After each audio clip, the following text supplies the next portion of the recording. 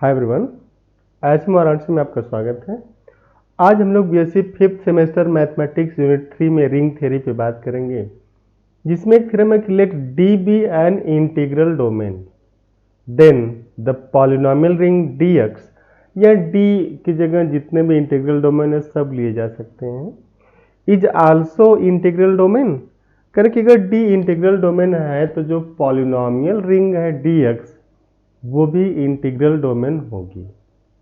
ये आपको प्रूफ करना है और इसका प्रूफ बड़ा ही आसान है अगर आपको डिफिनीशन केवल क्लियर हो कि आपको करना क्या है, what you have to prove, है ना। आपको प्रूफ क्या करना है, तो आपको प्रूफ ये करना है कि अगर डी इंटीग्रल डोमेन है, इंटीग्रल डोमेन की डिफिनीशन क्या होती है।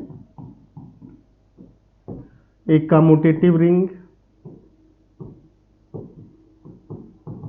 है ना। रिंग कैसी हो, कम्यूटेटिव हो,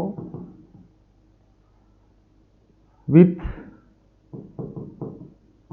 unity and without zero divisors. यही है ना, तीन चीजें हैं। रिंग कम्यूटेटिव हो, यूनिटी हो, विदाउट जीरो डिवाइजर्स हो, इंटीग्रल डोमेन बन जाएगी।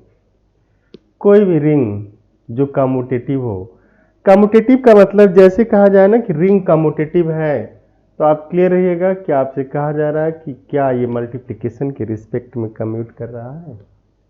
यहां पे जो कम्यूटेटिव है मल्टीप्लिकेशन के रिस्पेक्ट में, यूनिटी क्या है, मल्टीप्लिकेटिव आइडेंटिटी है, और विदाउट जीरो डिवाइजर्स का कंसेप्ट तो आपको क्लियर ही है कि product of, if there are two non zero elements, if there are two non-zero elements, then their product cannot be zero.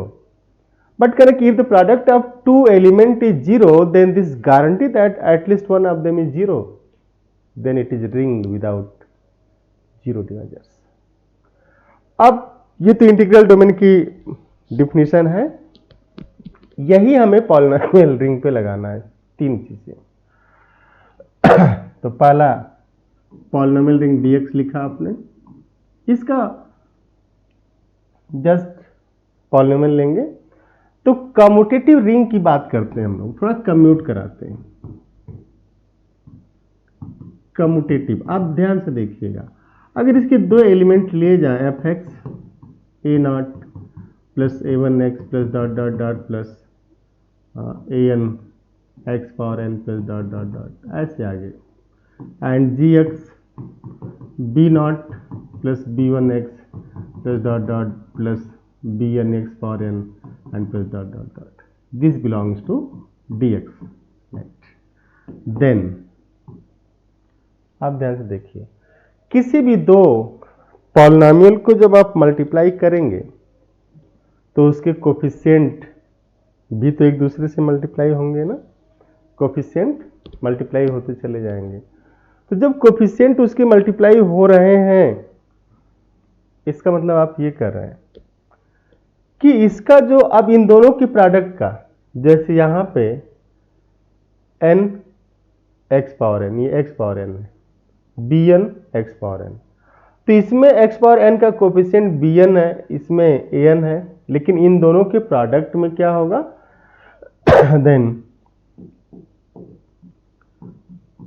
Coefficient of x power n in fx into gx is equal to summation I plus j is n ai bj,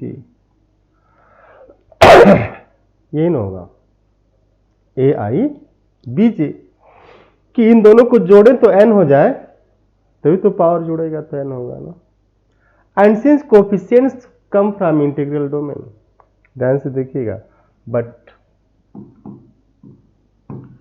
A I comma bj belongs to d and d is what, commutative ring with unity without zero divisors. d is commutative ring means commute करेंगे, d is integral domain, this implies IBJ is equal to BJAI, and this implies coefficient, ये जो आपने लिखा है, this implies summation I plus j is equal to n AIBJ is equal to same as I plus j n BJAI.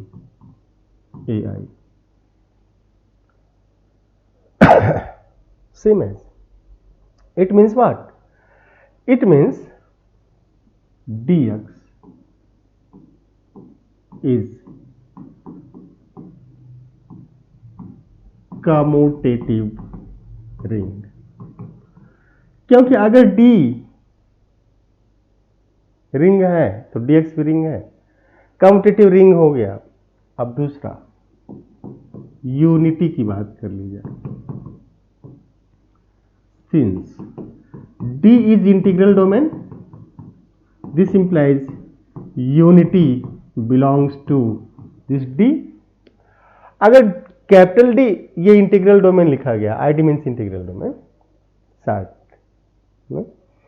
तो अगर D integral domain है तो commutative ring with unity तो हुआ ना। तो अगर कम्यूटेटिव रिंग विथ यूनिटी है तो ये D का मेंबर है, and this implies what, 1 belongs to D, and this implies 1 is written as 1 is equal to what, this 1 into, हम लिख सकते हैं इसको a naught is here 1 plus 0 into x, 0 into x square, 0 into x cube dot and this belongs to dx, and this implies unity means 1 belongs to dx. Dx is, now this has two properties, commutative ring with unity. Now integral domain is commutative ring with unity without zero divisors. अब commutative ring और unity दोनों आ गए। हम लोग बात करेंगे तीसरे की, विदाउट जीरो डिवाइजर्स। ये दिखाना आपको, आप देखिएगा since D is integral domain, this implies what, D is without zero divisors, that is if AI BJ is 0 implies at least one of AI or BJ is 0. This implies, it means what, means this implies in product of fx and gx, in product of fx and gx, if AI bj is 0, this implies either AI is 0 or bj is 0, where AI into bj is coefficient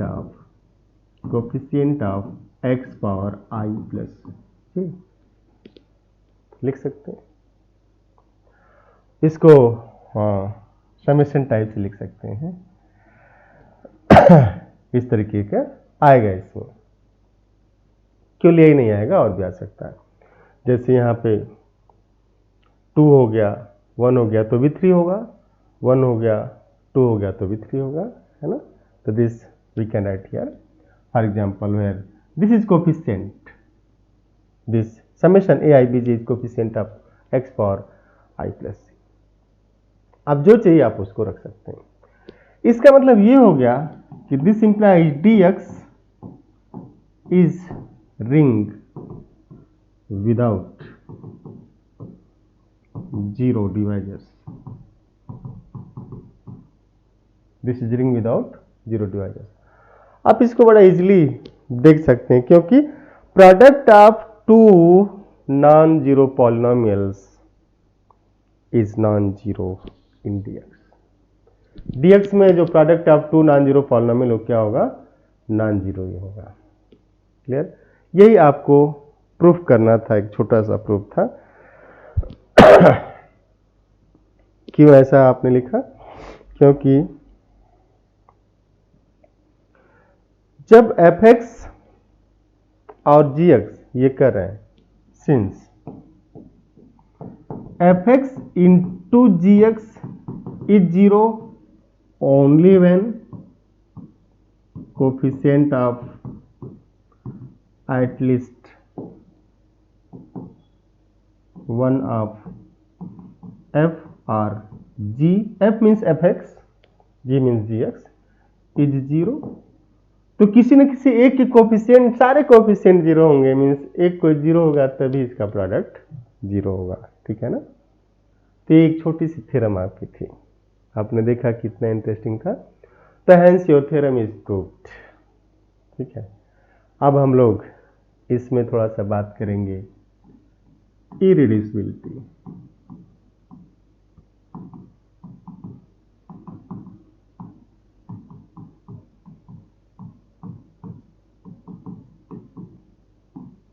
polynomials, ठीक है ना, इरिड्यूसिबिलिटी of polynomials. और इस इरिड्यूसिबिलिटी of polynomial के लिए एक मेरी class है जिसको मैंने CSIR नेट गेट के लिए अपलोड किया हुआ है।